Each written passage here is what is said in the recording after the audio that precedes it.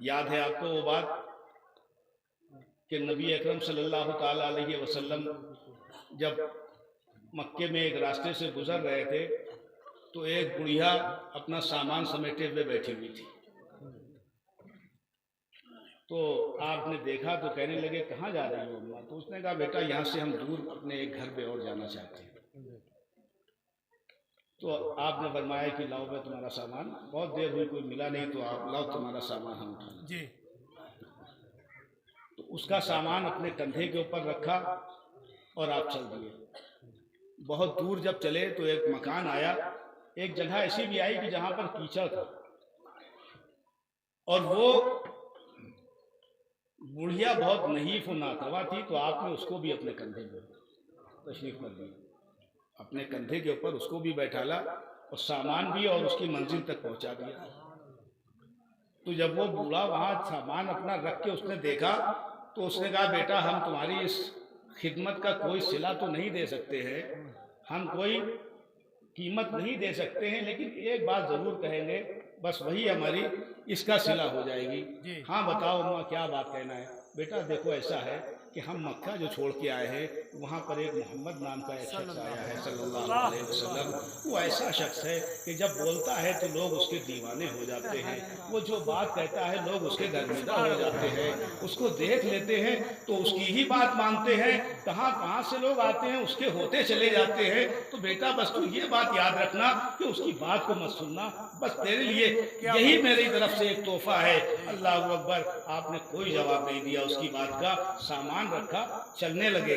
جب چلنے لگے تو پھر اس نے کہا بیٹا رکو ایک منٹ. جب آپ رکے تو اس نے کہا بیٹا تم ہم کو اپنے کندھے پہ لاد کے لے کے آئے، ہمارا سامان لاد کے لے کے آئے، اتنی مشقت برداشت کی تم نے، لیکن میں نے تمہارا نام ہی نہیں پوچھا. اپنا نام تو بتاتے جاؤ اے خلیل مہربان. اے بچے اپنا نام بتا دو.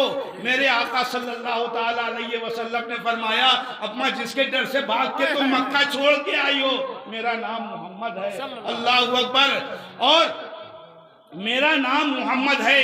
اس نے سنا تو اس نے کہا زمانہ جھوٹ بولتا تھا، تو سچا ہے، اپنا ہاتھ دے دے، میں تیرے ہاتھ پہ اسلام قبول کرتی ہوں. اشہد ان لا الہ الا اللہ. میرے آقا کی سیرت کو اپناؤ اور میرے آقا کی.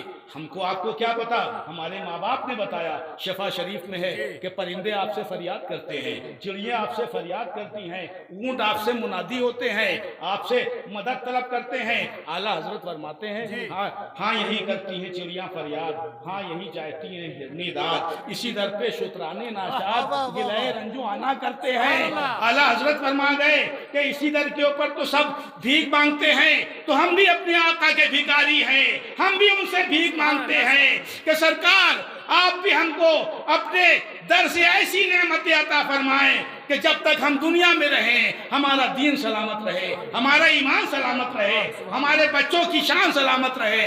اور جب یہ آپ دعا مانگیں گے تو سرکار کے فیضان سے مالا مال ہو جائیں گے.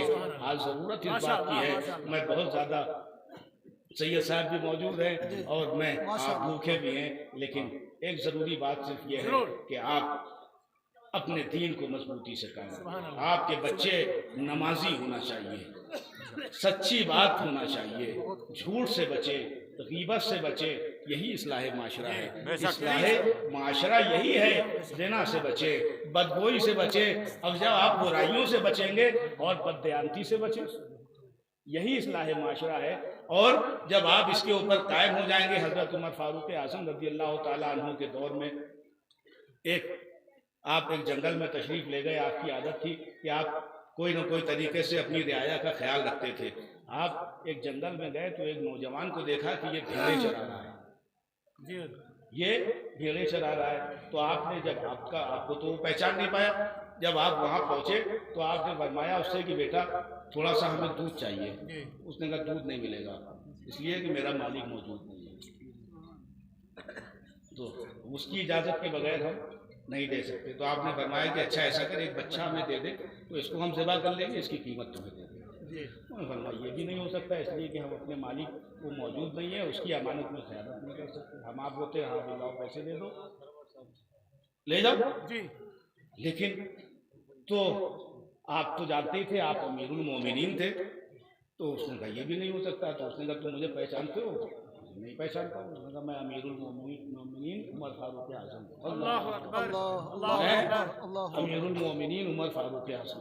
اللہ نام سنا تو اس نے حیرت ہوئی اس کو. یار اللہ تو آپ نے فرمایا کہ جب تک تم جیسے دیانت دار لوگ ہیں تب تک انشاءاللہ ہماری حکومت کا بال بیکا نہیں ہو سکتا ہے. سبحان اللہ، سبحان اللہ.